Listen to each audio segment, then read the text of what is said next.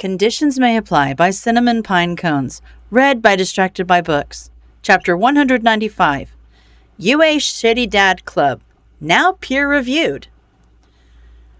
Last night's patrol had taken far longer than Shota had planned for. It was just incident after incident, and with Tsukachi no longer working the night shift, officers were far less expedient when responding to calls that came from uptown. It was a bad night that was shaping up to turn into a bad morning and a bad afternoon and a bad evening, and so on and so forth. Moving was never fun, but doing it on 2 hours of sleep was even less so. "Come on, kid, pack what you want to take and let's get this over with," Shota drawled unenthusiastically as he dropped off an extra stack of collapsed boxes at Izuku's door. Izuku had been sorting through his things for several days at this point, so Shota assumed he had things handled. He figured he was going to be needed in the bedroom as Hizashi made a mess trying to choose which clothes to take and which to leave. As he had suspected, the pile of clothes laid out on the bed was massive. "Jesus, we're a 15-minute drive away with traffic. You don't need to take everything," he scolded. I know. I'm just doing some spring cleaning while I'm at it," they defended. He responded with an unimpressed and went about packing his own clothes. He had already bought duplicates of all their toiletries and packed them in the van Nedzu sent. Necessities were the first step. Once they moved all that in, they could start thinking about frivolities. This was going to be such a nightmare. His class was already full of Hellions, and now he was going to be living with them damn near 24/7. He sincerely hoped that Nedzu had not been overselling the fact that he had ensured that the walls would have ample soundproofing. Otherwise, he couldn't imagine he'd be getting a good night's sleep ever again. He looked to see himself putting out a fire. He could see himself putting out a fire at 3 a.m. in his mind's eye, and it took considerable restraint to not just curl back up in bed right then and there. At least Izuku would be getting some forced socialization. It would be good for him, even if he hated it just as much as Shota did. Maybe he'd grow up into someone who wouldn't be so exhausted by the prospect, unlike him. The preceding day was as chaotic as he had expected. 20 kids, all moving in at once, was complete pandemonium. Shota hadn't even broken the seal on a single one of his boxes by the time the sun had set. Hizashi had at least unpacked the bathroom for him before he left to go on patrol, but everything else was trapped behind cardboard and tape. He glanced wistfully at the bed and considered collapsing into it without even dressing it, but Zashi deserved to come home to a made bed, so he started looking for their sheets. Izuku had told him that he'd gotten to touch base with his contact, so they had a meeting scheduled bright and early tomorrow, and he had a feeling he was going to need to get some rest in order to deal with that. When the bed was made, he took the box over to the pile of empty boxes that wasn't quite a pile yet, considering the only one there was the one Hizashi had unpacked. The box he was adding was larger, so he went to put the first box into the second to conserve space, but he stopped when he felt the weight of it. It wasn't empty. It still had Izuku's toiletries in it. He let out a deep, bone-weary sigh at the discovery. The kid was going to need these. If he wasn't already looking for them, he would be soon. He folded the box closed and hoped that he wouldn't run into any other students on his way to Izuku's room. As he passed by the closed doors, he remarked that the soundproofing might actually be enough to get a solid night's rest. He could only hear chattering when he was directly in front of them. The other side of Izuku's door was silent until he knocked and heard the kid scramble to the door. Izuku's eyes widened when he saw who was standing there, and he looked both ways down the hall before pulling him into the room. "What the hell?" "Sorry, we never..." You never told me. Are you and Mike sharing that apartment upstairs? I wasn't sure if you wanted everyone to. Is that your winter coat? His tired brain interrupted whatever the kid was trying to fumble out. Izuku's expression scrunched up in confusion. Yes? He answered like a question, as it was rather obviously his winter coat sitting on top of the pile of clothes he was sorting. I brought your toiletries. They got mixed up with ours. It's August. Why did you pack your coat? 'Cause it's mine? I already unpacked my toiletries, Izuku answered. They stared at each other in mutual confusion. It wasn't until he let his eyes wander around the room that he figured it out. Did you pack everything? He asked. Izuku's expression of confusion only deepened. Yes, he answered again like it should be obvious. Were you just planning to lug everything back and forth every time we go home? He pressed. What? Shota put the box down on the desk and leaned next to it. This was starting to sound like more than a little misunderstanding. Kid, did you think we were kicking you out? Well, no, but I mean, why would I go back? Izuku asked. 'Cause it's home. For as long as you want it to be, he answered. The room went quiet after that, and Shota wished that Hizashi wasn't on patrol right now. They would have had the right thing to say, locked and loaded. Shota was tired and didn't know how to do this shit on a good day, so he changed the subject. There are 2 apartments upstairs that connect. We have both for appearance's sake, but I figure it's only a matter of time before someone finds out. Deny where you can, but I'm not holding out hope for keeping this quiet. We had nearly a decade of privacy. I'm surprised it lasted this long. He answered the question that he assumed Izuku had been trying to ask earlier. Izuku looked immensely relieved by the pivot in the conversation. Hitoshi told me that Kaminari already suspects you too. Izuku teased. Seriously? Kaminari? He asked incredulously. That's what he said, he answered with a shrug. You can tell whoever you want about me taking you in if that's what that stunt in the hall was about, he added. Yeah, sorry, I panicked a little, Izuku admitted with a self-deprecating chuckle. Whatever, kid. I need sleep. Pack all the stuff you don't need and a few changes of clothes. We're picking up the cats tomorrow. We can take it back then, he dismissed. Izuku just nodded and let him go without checking the hallway first. He was going to have to talk with Hizashi about this. Izuku had been doing his best not to think about moving into the dorms and all that it entailed, but Eraser's visit had him laying awake for half the night, catching up on lost rumination time. He'd never left a home with the ability to go back to it, so the thought hadn't really occurred to him. Eraser had said that it could be home for as long as Izuku wanted it to be, and against all odds, Izuku actually believed him. It was a strange thought, one that nagged at him even as he went about establishing a new morning routine. He had warned Todoroki last night that he would be meeting with the teachers today, which was what he needed to be focusing on, not home or whatever the heck that meant to him now. After brushing his teeth and getting dressed, he started gathering all his notes and materials that he'd hidden amongst his things. It was a long shot that someone would come looking for them, but he'd rather be safe than sorry. He discounted an attempt at breakfast when he saw a few of his classmates already milling about the kitchen and made his way to UA's main building. That choice resulted in him being outrageously early to arrive, but that was all right. It was only going to be Netsu, All Might, Tsukachi, Eraser, and Mike in attendance, but he was starting to get nervous anyway. So he spent the extra time trying to gather his thoughts and figure out how he wanted to broach the topic. He sat quietly with trepidation as they all trickled in one by one. Netsu took his place front and center across the table from Izuku. The stoat greeted him kindly, and Tsukashi wasn't far to follow, taking the chair to Netsu's left. Mike and Eraser soon shuffled in and took the two chairs to Netsu's right.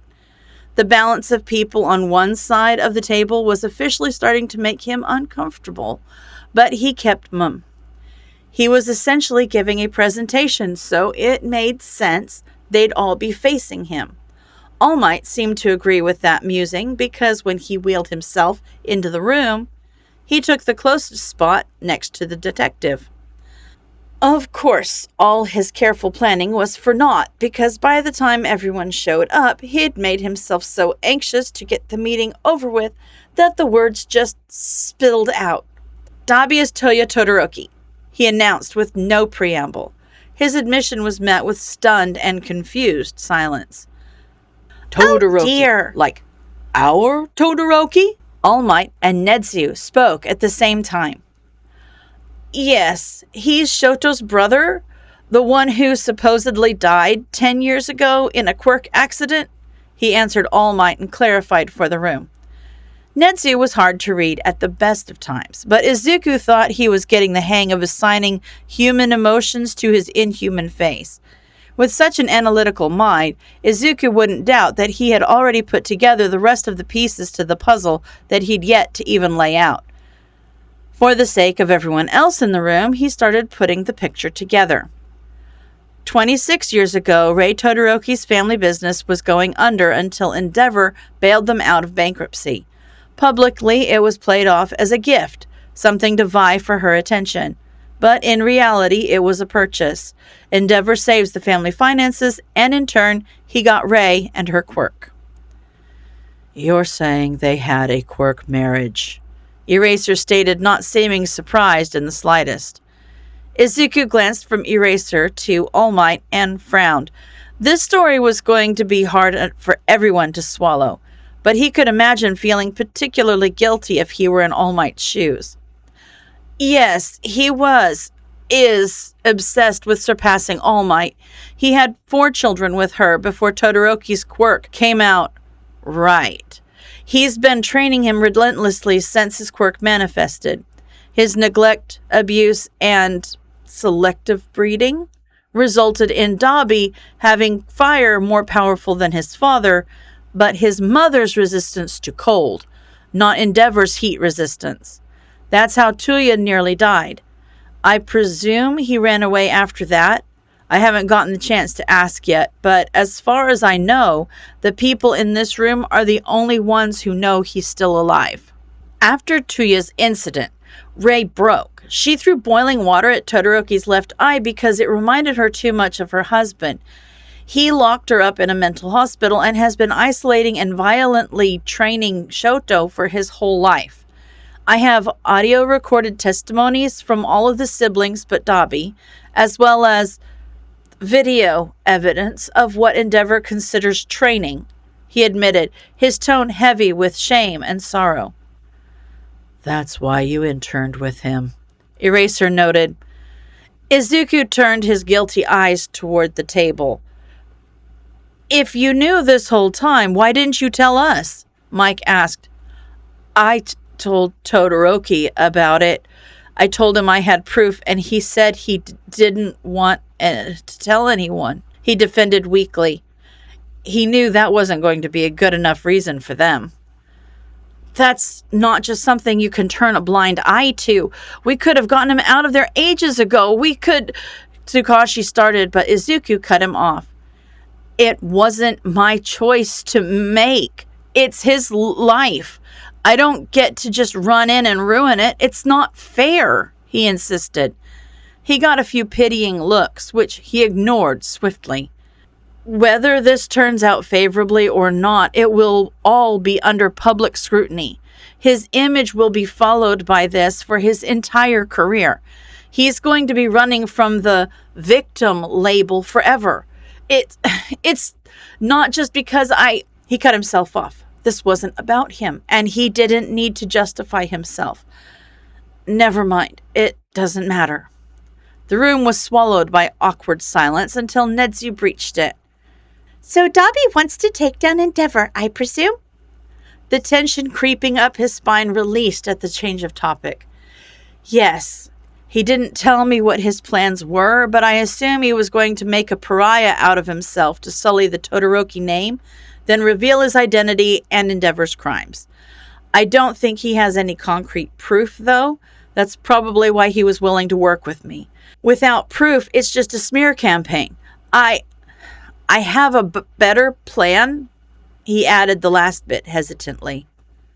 We are all ears, Nedzu prompted him kindly.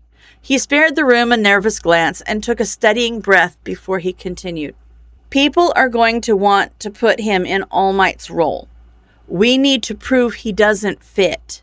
He does a good enough job of that on his own, but dropping a huge scandal, regardless of proof, is going to be met with doubts. We can't let the doubts win out in public opinion, so we have to start small and plant seeds. Or... He trailed off. He knew they weren't going to like his proposition. Relatively small. I know it puts us at risk, but Eraser is right. There isn't a jury in the world that would convict us for taking down the hero killer. And I have, body cam footage of Shoto dealing the final blow. If we leak that, public opinion will start to sway. Ida isn't in shot, and all you can see is my arm. Obviously, we need to get Todoroki to agree to this first, but I think it's our best bet. You took down the hero killer? All Might and Tsukashi asked incredulously at the same time. Oh, yeah. We didn't sign an NDA. Just threats? It's probably fine, he answered awkwardly, glancing at Mike and Eraser. Eraser was rolling his eyes, and Mike was biting down on a chuckle. Yeah, it was probably fine. That is a brilliant plan, Midoriya-kun, Nedzu praised with a feral grin on his face. He heard Eraser groan, "Oh my God," under his breath, but he ignored it. Okay, yeah, good. So, I've done some research on Endeavor, past scandals, property damage, casualties, stuff like that. He slid a folder across the table with his findings. Tsukashi and All Might started paging through it. They shared a look with each other, then looked back at Izuku before returning their attention to the folder. Izuku left them to it and pressed ahead.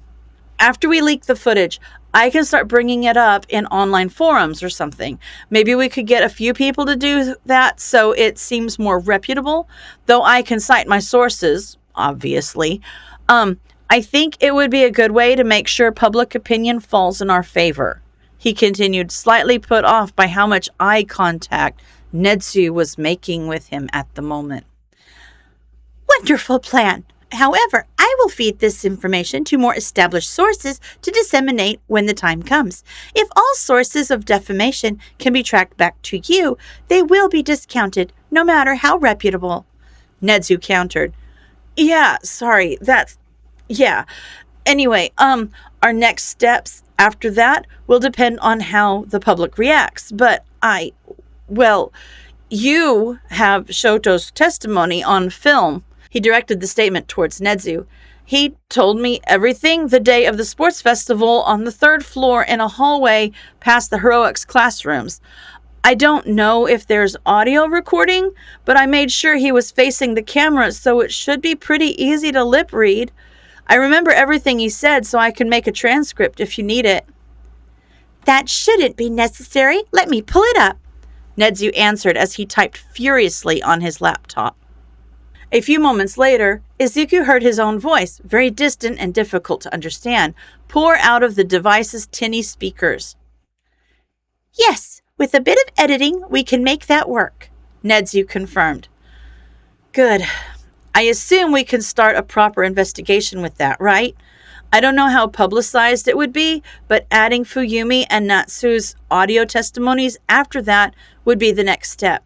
If Dabi still wants to come forward publicly, then this would be a good time for him to do that, but I haven't heard from him yet, so I don't know.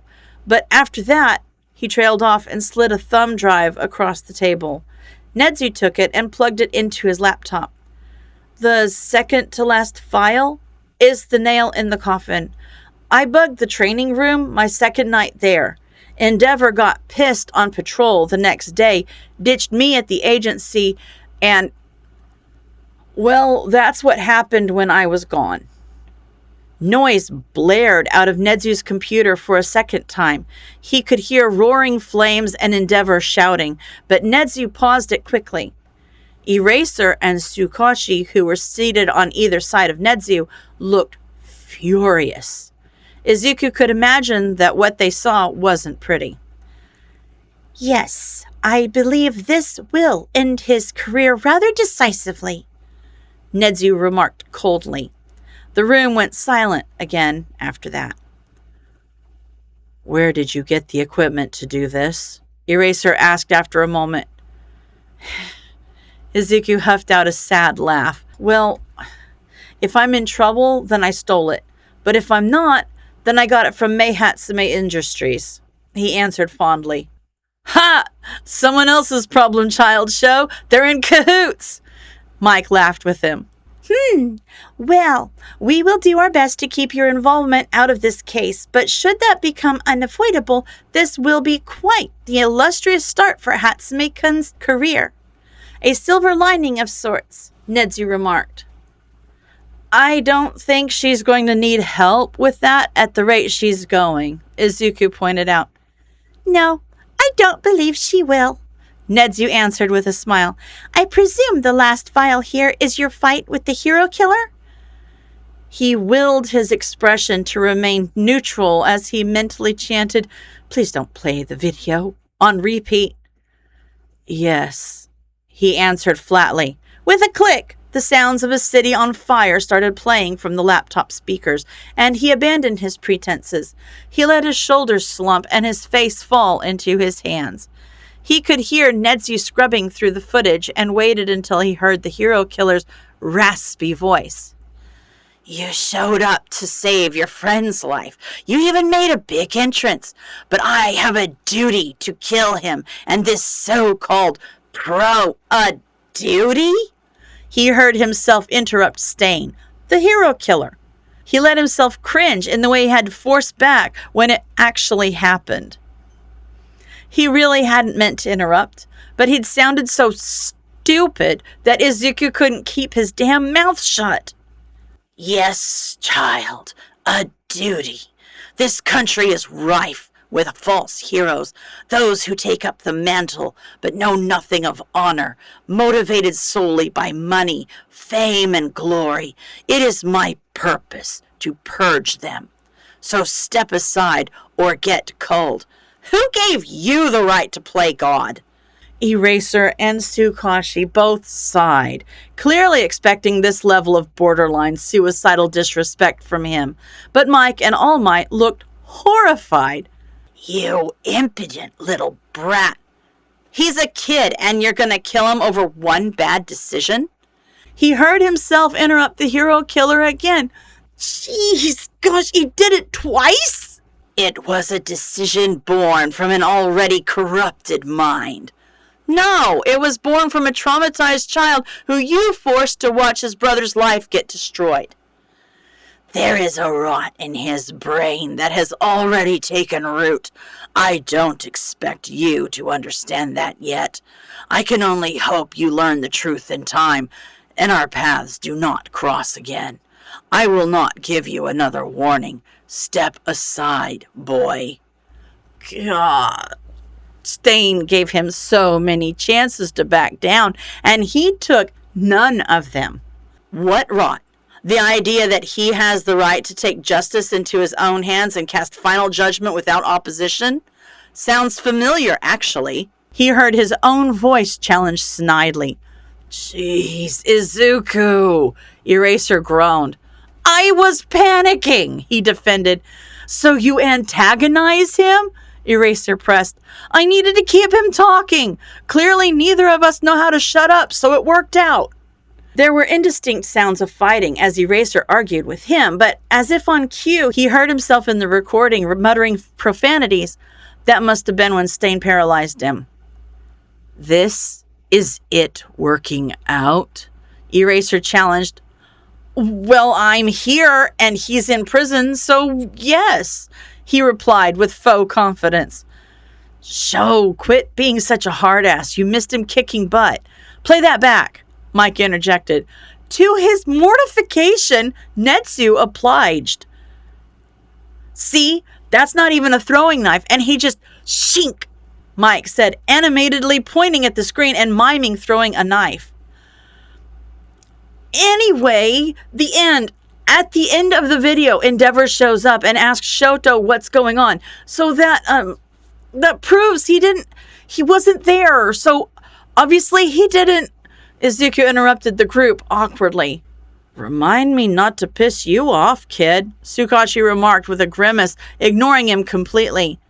I'm keeping that 20,000 yen then, he jabbed back. Tsukashi just looked at him, rolled his eyes, and returned his focus to the laptop screen. If we could just leak the relevant parts of the video? Izuku trailed off awkwardly again. Yes, of course, Midoriya-kun. I'd simply like to have a well-rounded understanding of the event. Nedzu answered with an impish grin. Izuku could feel a blush rising on his cheeks, but he gave up trying to dissuade them. He heard the audio peak before it was taken over by the sharp sound of wind rushing past the microphone, and everyone's expression dropped. That would probably be when the Nomu flew away with him. All Might looked away, but everyone else was watching it like a train wreck until the footage cut off. You are quite a formidable opponent, aren't you? So far as I can tell, you are only a few milliseconds off from winning that fight on your own. Nedzu praised him. It probably helped cut the tension for everyone else in the room, but not for him. Yeah, well, almost doesn't count, he replied. You're 16 years old, Midoriya-kun. All in due time, Nedzu countered. Izuku didn't have anything to say to that. It wasn't an argument he wanted to prolong anyway. While I cannot condone your methods, I will say this is exemplary work. Organized, concise, and ruthless. I couldn't have done it better myself. I do hope your guardians reconsider you interning with me this coming No. Eraser immediately denied. Ah, well, as I said, all in due time, Nedzu replied undeterred. Is there anything else, gentlemen? Given Aoyama's room placement, I assume I'm meant to be keeping tabs? He asked. Nothing too strenuous. Focus on your studies. But yes, if you learn anything, please let us know. We will all be keeping an eye out, Nedzu answered. Nedzu looked around the room, waiting for someone else to interject before he spoke again. Well, if that is all, I believe this meeting is adjourned. As everyone dispersed, Eraser caught his attention. You have breakfast yet? He asked. No, the kitchen was busy, he answered. We got 2 kitchens upstairs, kiddo. Come on, let's go make a scramble or something. I'm starving, Mike replied with touch too casually to be convincing. They were going to have another talk, weren't they? Izuku resigned himself to his fate and followed after them. End of chapter.